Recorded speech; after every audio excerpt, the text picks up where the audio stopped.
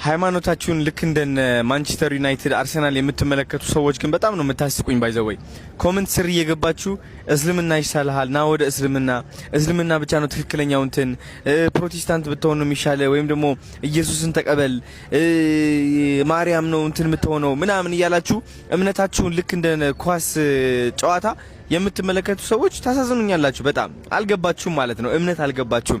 አያችሁ እናንተ አንድ ሰውን ማሳመንም ከፈለጋችሁ ወደ ራሳችሁ ሃይማኖት እንዲመጣ በእውቀት በተሞላበት መንገድ ስርዓት በተሞላበት መንገድ ሀሳባችሁ ሌላ ሰው ላይ ጫና ሳታደርጉ በትክክል በስነ ስርዓት በቃ ስለ ሃይማኖታችሁ መናገር ለምን እስልምና እንደመረጣችሁ ለምን ኦርቶዶክስ ለመሆን እንደመረጣችሁ ለምን ክርስቲያን ወይም ደግሞ ፕሮቴስታንት መሆን እንደመረጣችሁ በስነ ስርዓት ማስተማር። አያችሁ ሁላችንም እውቀት በተሞላው መንገድ ማስተማር ስንችል ሌላ ሰው ላይ ጫና ማሳረፍ እናቆማለን።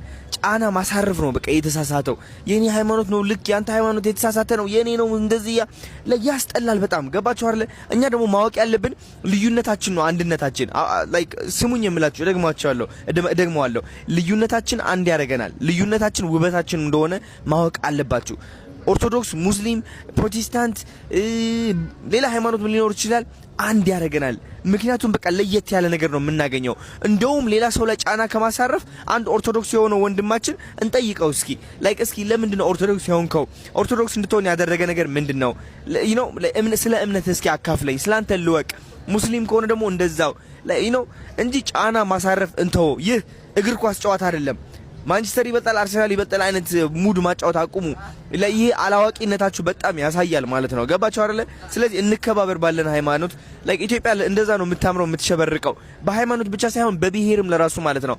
አንድ ብሔርን አውድቀህ ራስን ከፍ ለማድረግ ስትሞክር ይህ የሚያሳየው ያንተ አላዋቂነት ነው። አይምሮ እንደማይሰራ ነው የሚያሳየው። ሁሌም ራሱን ከፍ አድርጎ ሌላ ሰው ዝቅ የሚያደርግ ሰው የወደቀ ሰው ነው። ባይዘወይ የወደቀና በቃ ላይክ ያልተማረ እውቀት የሌለው ምንም ማለት ነው። ተረዳችሁኝ አይደል? ስለዚህ ጫና አታድርጉ ሌላ ሰው ላይ ወደ ሃይማኖታችሁ እንዲመጣ። ኦርቶዶክስ ሁኑ፣ ሙስሊም ሁኑ፣ ፕሮቴስታንት ሁኑ፣ ኤኒቲንግ በቃ በእውቀት ግን አስተምሩ። ከዛ በኋላ የመጣ ይመጣል፣ ያልመጣ ደግሞ አይመጣም። ይህ ቀላል ነው።